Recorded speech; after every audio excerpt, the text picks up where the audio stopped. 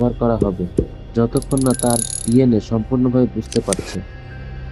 একই সঙ্গে রিক তার আবিষ্কৃত টেলিপোর্টেশন যন্ত্রটিকে নিখুঁত করার কাজও চালিয়ে যায়। এদিকে রাস্তায় ঘুরতে বেরোলে বেনকে ঘিরে উচ্ছ্বাসে মেতে ওঠে একদল স্কুলের বাচ্চা। তারা চায় দ্য থিং ওরফে বেন যেন তার মাথার উপরে একটি গাড়ি তোলে। বেন হাসিমুখে বাচ্চাদের অনুরোধ পূরণ করে। কিছুক্ষণ পর বাচ্চাদের শিক্ষিকা র্যাচেল রোজম্যানের সাথে তার দেখা হয়।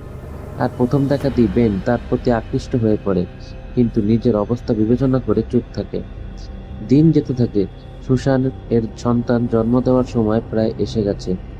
ঠিক তখনই ফ্যান্টাস্টিক ফোর একটি বিপদ সংকেত পায় এবং দেখে শহরের কেন্দ্র জুড়ে ভয়াবহ এক ঝড় তৈরি হচ্ছে। তারা ফ্যান্টাস্টিক কার উড়িয়ে টাইমস স্কোয়ারে যায়।